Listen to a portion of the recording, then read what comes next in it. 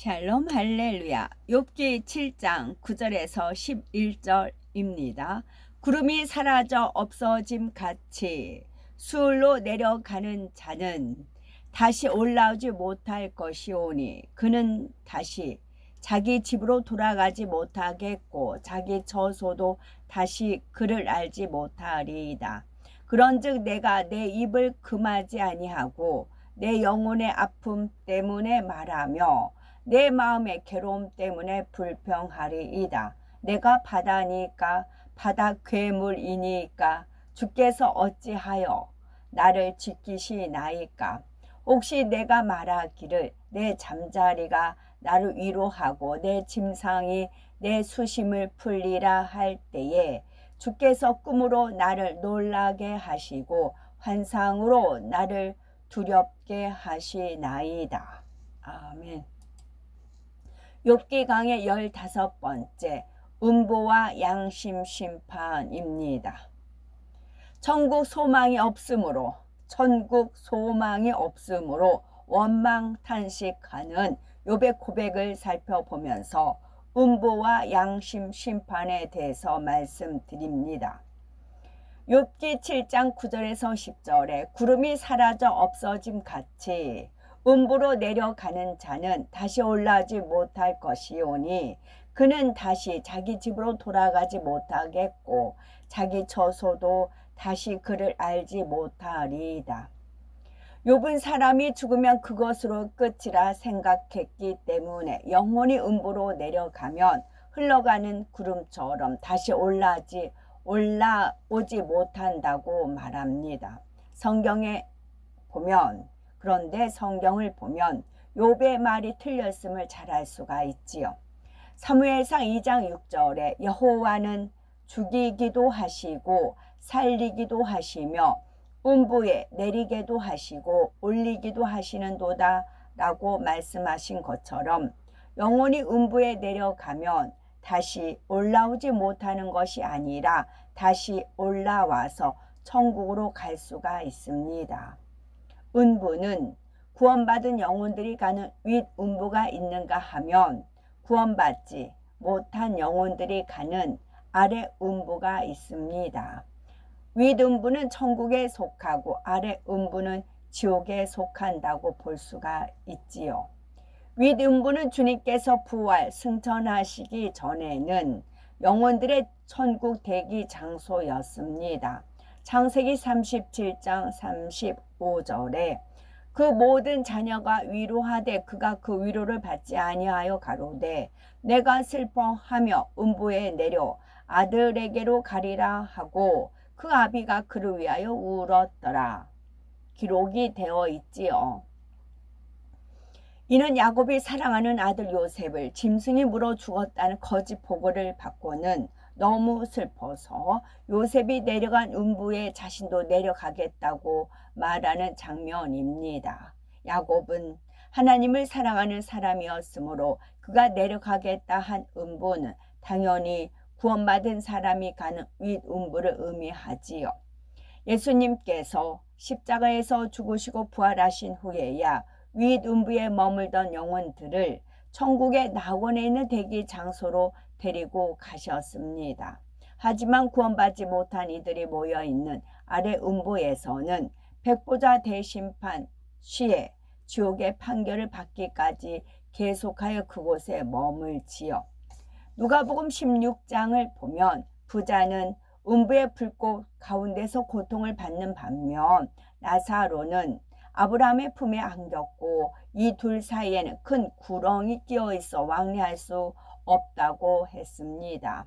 이 또한 음부는 구원받은 영혼이 머무는 장소와 구원받지 못한 영혼이 머무는 장소로 구분되어 있음을 알려주는 말씀이지요.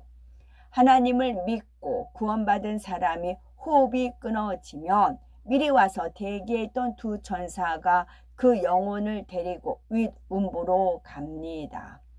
반대로 하나님을 믿지 않는 사람이 죽으면 지옥 사자 둘이 와서 그 영혼을 아래음부로 내려가지요. 아래음부로 끌려간 영혼들은 3일 동안 큰 구덩이 같은 곳에서 적은 기간을 거친 후 죄악의 경중에 따라 구별된 장소로 옮겨져 특별한 경우를 제외하고는 백보자 대심판 전까지 형벌을 받습니다. 양심 심판 알아보겠습니다.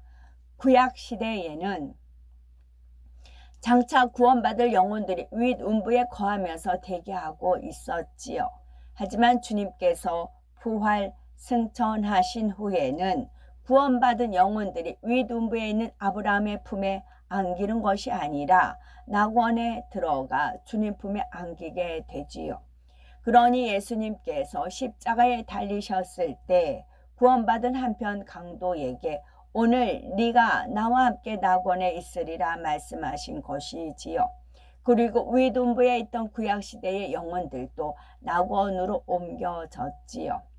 그런데 성경은 예수님께서 십자가에 달려 죽으신 후에 바로 낙원에 가신 것이 아님을 기록하고 있습니다. 마태복음 12장 40절에 요나가 밤낮 사흘을 큰 물고기 뱃속에 있었던 것 같이 인자도 밤낮 사흘을 땅속에 있으리라. 에베소서 4장 8절에서 9절에 위로 올라가실 때에 사로잡힌 자를 사로잡고 사람들에게 선물을 주셨다 하였도다. 올라가셨다 하였은즉 땅 아래 곳에 내리셨던 것이 아니면 무엇이냐 말씀한 대로이지요.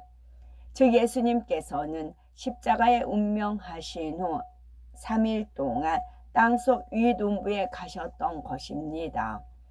예수님께서 십자가에 달려 죽으신 후 예수님의 영은 옥에 있는 영들에게 가서 복음을 전파하시었지요. 구원받을 영혼들이 대기하고 있는 윗음부에 가서 복음을 전하셨던 것입니다. 왜냐하면 모든 사람은 오직 예수 그리스도로 말미암아 구원받을 수가 있기 때문이지요. 예수님께서는 복음을 듣지 못하고 죽은 영혼들에게도 주님을 영접할 수 있도록 친히 윗음부에 가서 구세주가 되시는 자신에 대해서 전하셨던 것입니다. 노아 시대의 사람들의 죄악이 얼마나 컸던지 하나님께서는 땅 위에 사람 지으셨음을 한탄하시며 물로 심판하여 지면에서 쓸어버릴 것을 선포하시었지요. 이때 노아와 그의 가족을 포함해서 8명만 물의 심판에서 구원을 받았습니다. 그러면 노아의 가족의 나머지 사람들은 모두 심판을 받아 지옥으로 간 것일까요? 온갖 죄악이 가득한 오늘날보다 노아 시대의 사람들이 더 악하게 살았다고 볼 수는 없습니다. 그 안에는 하나님을 찾고 선하게 살아간 사람들도 있었을 것입니다. 그래서 하나님께서는 그 가운데서도 구원받을 만한 영혼들을 윗음부에 들어가게 하시었지요. 또 이스라엘 백성이 출애굽할 때 약 200만 명이나 되었는데 그 중에 여호수아와 갈렙 2사람을 빼고는 광야에서 다 죽었습니다. 그러나 그 중에는 구원받을 만한 믿음을 가진 사람들도 많이 있었고 따라서 그들 또한 윗음부에 갔음을 알아야 합니다. 우리나라에서도 복음이 들어오기 전에 선하게 살았던 사람들이 있지요. 예를 들어 이순신 장군은 비록 예수 그리스도에 대해서 몰랐지만 선한 양심 가운데 하늘을 우러러 한 분 조물주를 경외하였습니다. 하나님께서는 이런 사람을 위해 구원받을 수 있는 길을 열어 놓으셨는데 그것이 바로 양심 심판이지요. 예수 그리스도를 알지 못한 구약시대의 사람들이나 예수 그리스도가 오신 뒤에도 복음을 듣지 못한 사람들을 구원하기 위한 하나님의 방법입니다. 하나님께서는 구약시대에 모세를 통해서 율법을 주시고 그 행위에 따라서 구원의 여부를 결정하셨습니다. 그러나 이스라엘 백성이 아닌 이방인들에게는 율법이 없었지요. 또한 신약시대에도 복음을 듣지 못한 이들이 있습니다. 이에 공의로우신 하나님께서는 율법과 복음 이외의 심판의 기준을 주셨는데 이것이 바로 각 사람의 양심입니다. 선한 사람들은 율법을 알지 못했거나 복음을 듣지 못했다 해도 각자의 양심을 쫓아 선하게 살고자 합니다. 막연하게나마 신을 찾으며 영원한 사후의 세계를 믿고 하늘을 두려워하여 선하고 의롭게 살기 위해서 힘쓰지요. 이런 사람들이 율법을 알았다면 잘 지켰을 것이고 복음을 들었다면 주님을 영접했을 것이기에 하나님께서는 이들의 양심을 기준으로 심판하여 구원하시는 것입니다. 로마서 2장 14에서 15절에 율법 없는 이방인이 본성으로 율법의 일을 행할 때는 이 사람은 율법이 없어도 자기가 자기에게 율법이 되나니 이런 이들은 그 양심이 증거가 되어 그 생각들이 서로 혹은 송사하며 혹은 변명하여 그 마음에 새긴 율법의 행위를 나타내느니라 말씀합니다. 만일 남의 물건을 도적질하고 싶다 하면 양심이 이것은 죄라고 판결을 합니다. 죄인 줄 알지만 양심이 무디어 슬쩍 도둑질하는 경우도 있지요. 이처럼 양심의 법이 행위의 기준이 되니 선한 사람은 힘든 상황이라도 양심의 소리에 귀를 기울여 악을 행치 않았지만 악한 사람은 자기 유익을 쫓아 악을 행하며 살았습니다. 그러므로 하나님께서는 율법이 없는 이방인들에게는 양심이 율법이 되게 하시고 그 행위에 따라서 구원의 여부를 결정하신 것입니다. 그러나 예수 그리스도가 이 땅에 오신 후에는 복음을 들어도 양심이 강팍하여 마음 문을 열지 않고 안 믿은 것이지 나는 몰라서 믿지 못했다라고 할 수는 없습니다. 구약 성경에도 양심 심판을 뒷받침하는 말씀이 있는데 이사야 45장 22절에 땅끝의 모든 백성아 나를 앙망하라 그리하면 구원을 얻으리라 나는 하나님이라 다른 이가 없음이니라 말씀하시었지요. 이는 하나님께서 선민 이스라엘만이 아닌 천하 만민에게 구원의 길을 선포하신 말씀입니다. 구약의 율법이나 예수 그리스도에 대해 듣지 못한 사람들도 창조주이시며 유일신이신 하나님의 존재는 알 수 있기 때문에 하나님을 믿고 구원을 얻으라는 말씀이지요. 그리고 이러한 사람들에게는 양심 심판을 적용하여 죽은 후에라도 윗음부에서 복음을 듣고 예수 그리스도의 이름으로 구원받을 수 있도록 하신 것입니다. 주님께서 부활하신 후 양심 심판에 적용되는 영혼들에게는 선지자들이 윗음부에 가서 주님에 대해서 전파하고 있습니다. 욥기 7장 11절에 그런즉 내가 내 입을 금하지 아니하고 내 마음의 아픔을 인하여 말하며 내 영혼의 괴로움을 인하여 원망하리이다.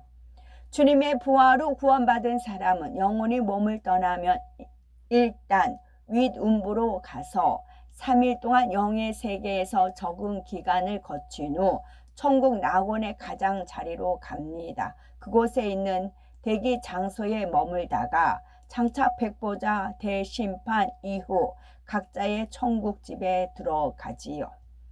천국 대기 장소에서의 삶도 이 땅의 삶과는 비교할 수 없을 정도로 아름답고 행복하지만 하나님의 보좌가 있는 새 예루살렘의 성의 영광과 영화에는 비할 수가 없습니다. 빌립보서 3장 20절에 오직 우리의 시민권은 하늘에 있는지라 거기로서 구원하는 자 곧 주 예수 그리스도를 기다리노니 말씀합니다.